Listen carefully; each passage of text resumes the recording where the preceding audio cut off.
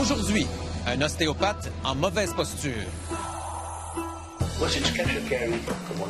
Profession mal encadrée, victime manipulée. N'importe qui peut utiliser ce titre-là. Le Collège des médecins accuse une école et ses étudiants de médecine illégale. Il faut que ça cesse. Aussi, attention, fils fringant au volant.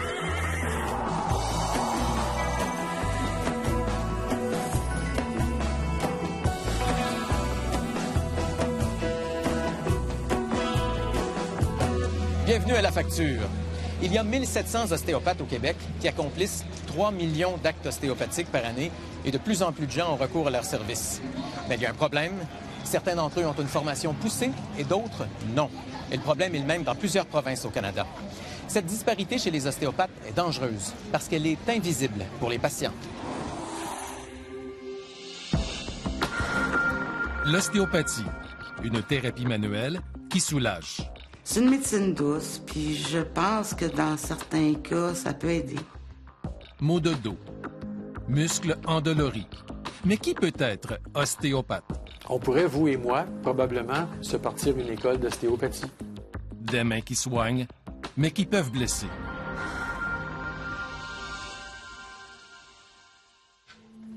Danielle Rousseau a toujours eu confiance en la médecine douce. Pour soulager des tensions dans les épaules, elle consulte Pierre Coallier à sa clinique de Saint-Bruno. Il portait une blouse blanche, il avait vraiment l'allure d'un docteur. Ostéopathe depuis 1980, Pierre Coallier est diplômé du Collège de médecine ostéopathique de Montréal. C'est le fondateur de la Société des ostéopathes du Québec. Mais est-il vraiment qualifié pour exercer cette profession? Le traitement qui m'a vraiment fait mal, c'est qu'il essayait d'amener mon bras complètement sur la table en arrière. Voyez-vous? T'es couché? J'étais couchée. Et puis, ce bras-là, il y allait pas. Puis, il m'a fait comprendre que c'était dû à du stress. Confiante malgré la douleur, elle retourne à la maison. Quand je me suis réveillée, ma main était grise. Là, on est allé tout de suite à l'urgence. La vie de Danielle Rousseau ne sera plus jamais la même. On a dû lui amputer le bras gauche. Oui, je pensais que c'était à cause de lui. Ça, je le pensais vraiment. Et aujourd'hui? Oh, je suis convaincue que c'est à cause de lui. Danielle Rousseau poursuit Pierre Coallier. Dans sa défense, il nie en bloc. Pour lui, elle est la cause de son propre malheur. Une entente hors cours n'a pas permis de distinguer qui des deux avait raison. Mais cette histoire alerte le Collège des médecins. L'ostéopathe est reconnu coupable de pratiques illégales de la médecine. Il s'en tire avec une amende de 23 500 $. Nous, ce qu'on veut, c'est que les gens ne se fassent pas arnaquer. Charles Bernard est président du Collège des médecins. Il déplore qu'en général, les amendes ont peu d'effet sur les charlatans. Ces gens-là font un procès, sont reconnus coupables, mais sont condamnés à une amende. Puis, après l'amende, ils changent de côté de rue ou ils changent de nom ou de place d'affaires, puis ils recommencent.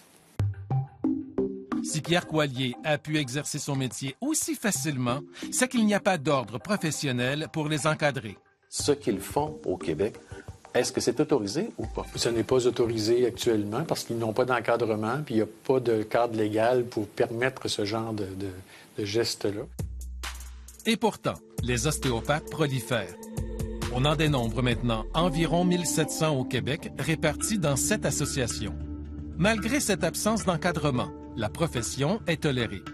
L'ostéopathie est enseignée dans 9 écoles privées. La formation d'inégale valeur varie entre 1 et 6 ans. Conscient du problème, le plus important regroupement d'ostéopathes de la province réclame la création d'un ordre professionnel. Le titre d'ostéopathe au Québec, il n'est pas réservé. Louise Quentin dirige Ostéopathie Québec. Alors demain, vous pouvez faire une formation en ligne de 2 heures et vous pourrez porter le titre d'ostéopathe. Tant qu'il n'y aura pas d'ordre professionnel, n'importe qui peut utiliser ce titre-là. D'ailleurs, qu'est devenu Pierre Coallier? Il se retrouve sur la liste des charlatans du Collège des médecins depuis 1 an. Mais surtout, il dirige une école, l'Institut d'enseignement ostéopathique de Montréal. Nous allons à sa rencontre, munis d'une caméra cachée. Bonjour. Bonjour. Je voudrais savoir si c'est possible d'avoir des renseignements sur l'école. Oui. notre collaboratrice française doute d'avoir ce qu'il faut pour s'inscrire. Oui. Vous êtes ostéopathe aussi? Oui. OK. C'est moi qui ai monté l'école il y a 30 ans. Vous avez quoi comme formation? J'ai une formation en sciences humaines. J'ai pas beaucoup de formation en santé. J'ai ce que vous appelez un bac à peu près, mais en sciences humaines. C'est pas parfait. Vous avez un bac? OK. Ouais. Mais qui n'a rien à voir avec la santé. Pas de souci. Bien sûr. Chacun a son produit. Moi, c'est du cash and carry, comme on dit en anglais. C'est l'école des filles ici, madame, pour des gens comme vous, qui sont en réorientation carrière, qui ont un certain âge, qui ont pas de temps. Pas de connaissances en santé et pourtant, moyennant 24 000 $, elle pourra sortir dans un an avec un diplôme. Daniel Rousseau est indigné. Ben ça, je trouve ça épouvantable. Pourquoi?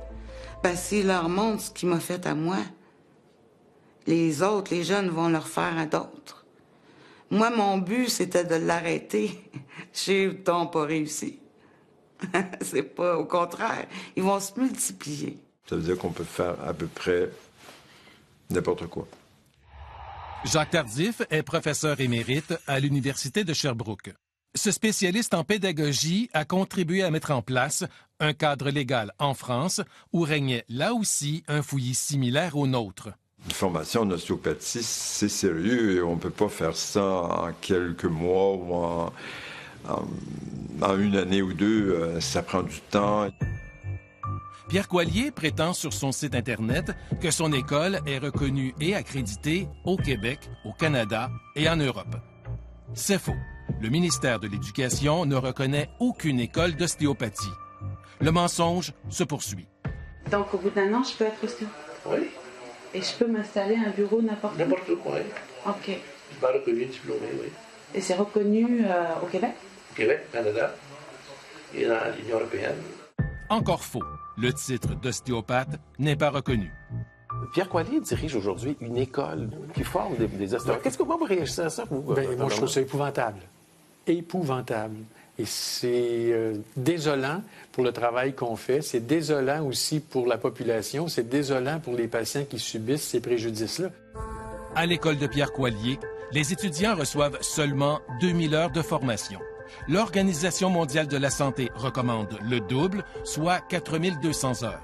Donc, la population, elle confie sa santé à des personnes qui sont susceptibles de ne pas avoir toutes les connaissances requises. C'est le risque.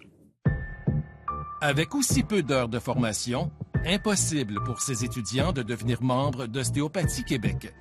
Quand on a fini le programme d'ostéopathie, on est membre d'une association pour... Oui, la Société des ostéopathes du Québec. OK. C'est une grosse association? C'est la nôtre, oui. Il y a plusieurs centaines de membres. OK. Ouais. OK. Moi, je ne vois pas sur le nombre, la qualité des personnes. Pierre Coallier a donc créé une association plus accommodante pour qu'il puisse émettre des reçus aux fins d'assurance. Mais c'est incestueux dans le sens que c'est cette personne-là qui fait tout, c'est cette personne-là qui donne la formation, qui porte un jugement sur la certification professionnelle. Et je trouve que le jugement sur la certification professionnelle doit être un jugement porté par d'autres personnes. Autre élément suspect, l'école garantit 100% de réussite, même à ceux qui n'ont aucune connaissance en santé. Il y a beaucoup de gens qui échouent. C'est difficile. S'il n'y a jamais d'échec. Pourquoi? On s'occupe de nos gens. Okay. On suit nos étudiants, on les encadre, on les aide. Okay. On ne le tape pas dessus. Pour moi, c'est impossible de garantir, peu importe le lieu, de garantir qu'une formation, en intégrant des étudiants, va diplômer 100%. C'est vraiment impossible. Puisque Pierre Coallier ne retournait pas nos appels, nous sommes donc allés à sa rencontre. Oui, bonjour. François Dallaire. Je suis journaliste à l'émission La Facture de Radio-Canada. Oui, je ne donne pas d'entrevue. Vous ne donnez pas d'entrevue? Merci beaucoup. Bonne journée. Résumons. Son école n'est pas reconnue, la formation est insuffisante, son association est complaisante pour ses étudiants. Mais au moins, il est diplômé en ostéopathie. Votre diplôme, vous l'avez eu avec les Américains? Oui. OK. Pas un DO médical américain, une certification. Examinons son diplôme. Il porte la signature de Robert Marchal, président du collège. Le problème, c'est que ce Robert Marchal est mort 4 ans auparavant. Le collège n'existe même pas. C'est un faux diplôme, le seul que Pierre Coallier possède en ostéopathie.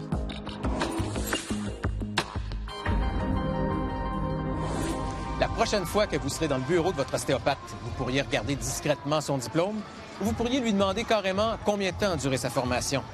Mais ce ne sont pas des questions faciles à poser quand le lien de confiance est établi. Pourtant, vous devriez le faire, parce qu'en ce moment, personne ne le fait. Après la pause, le Collège des médecins s'attaque à la première école d'ostéopathie au Canada. S'ils font un diagnostic et ils posent un traitement, ils sont en infraction avec les lois québécoises, c'est sûr et certain.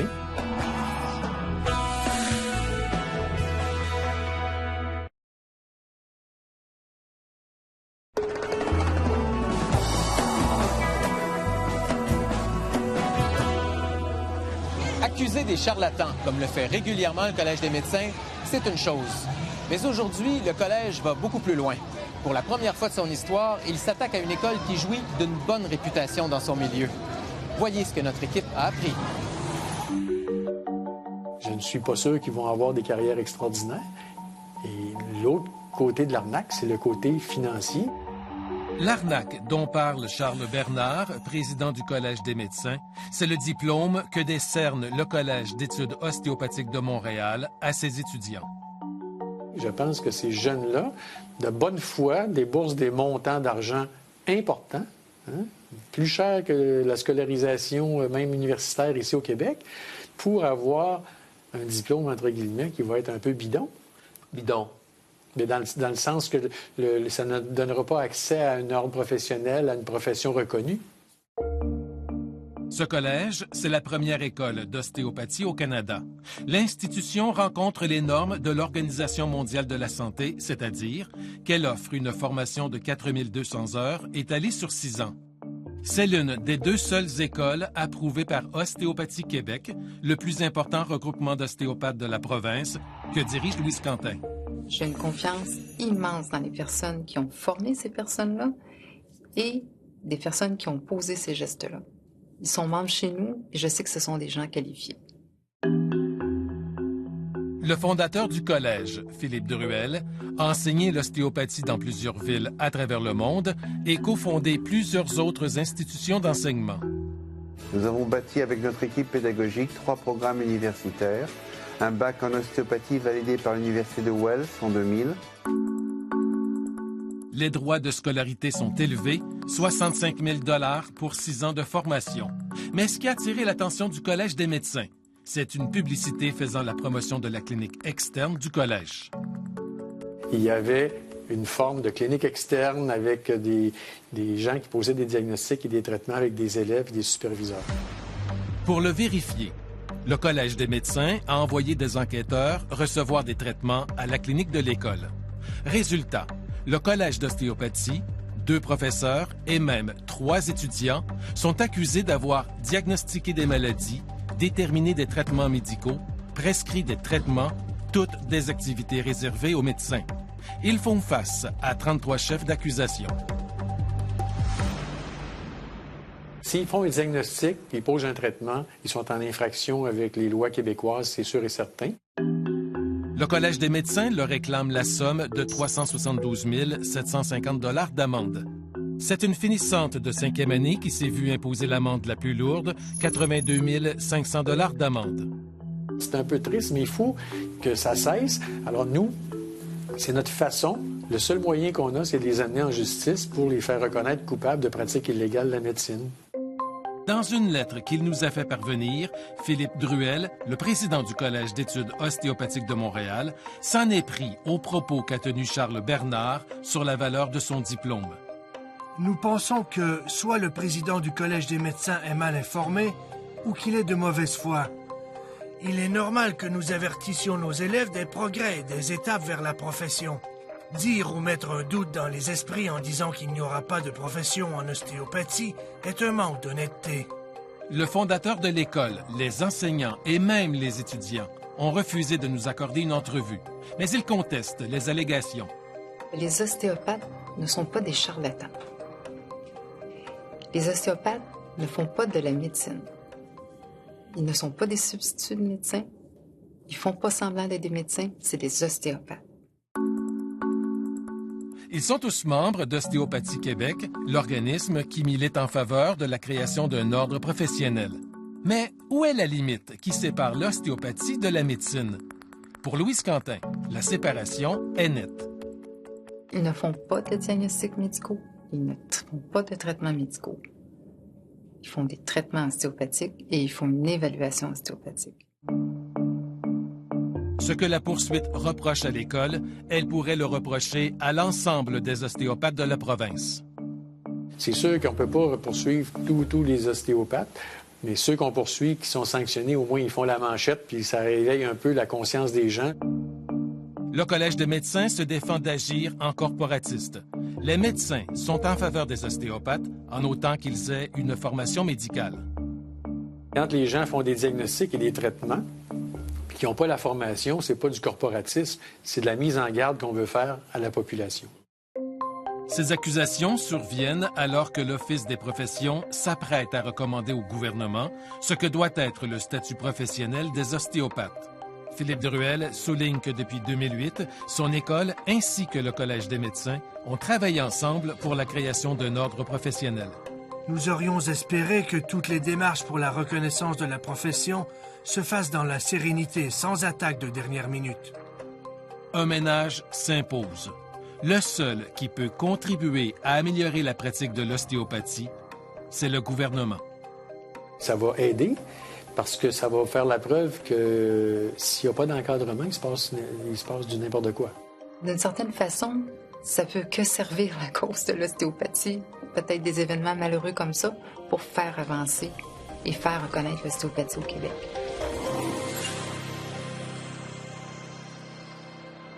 Selon le Collège des médecins, les professeurs et leurs étudiants ont continué de recevoir des patients même après le dépôt des accusations, ce qui a poussé le Collège à demander une injonction pour faire fermer la clinique. Ce sera la première procédure entendue devant les tribunaux. Maintenant, nous avons appris que l'Ordre des physiothérapeutes mène aussi son enquête sur cette école. C'est une affaire que nous allons suivre.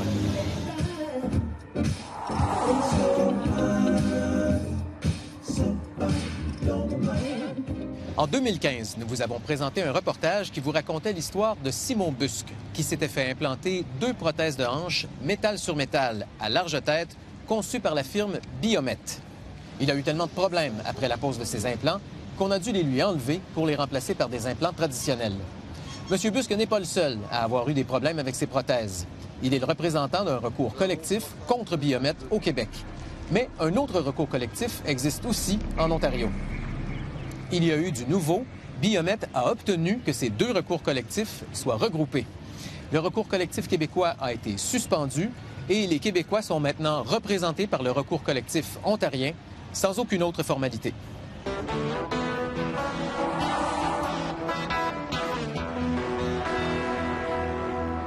Vous avez un rendez-vous chez le médecin, mais le jour même, un imprévu vous empêche d'y aller.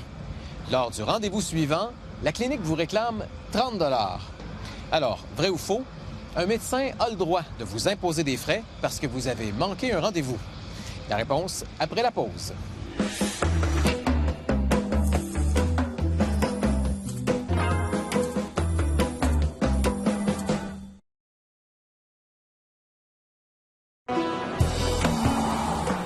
Vous regardez la facture. Vrai ou faux, un médecin a le droit de vous imposer des frais parce que vous avez manqué un rendez-vous. C'est vrai. Les frais exigés pour un rendez-vous manqué ne sont pas des frais accessoires et ne sont donc pas interdits par la loi. Mais le médecin doit vous avoir informé clairement de cette politique au préalable et il ne peut pas vous imposer des frais si vous avez annulé 24 heures à l'avance. Pour nous joindre dans la région de Montréal, composez le 514-790-2636 ou de l'extérieur de Montréal, le 1-800-790-2636. Vous pouvez aussi visiter notre site Internet. Avoir un permis de conduire, ça se mérite. Au Québec, il faut d'abord obtenir le permis d'apprenti, puis le permis probatoire. En Ontario, pour avoir le permis G, il faut d'abord passer par le G1, puis le G2.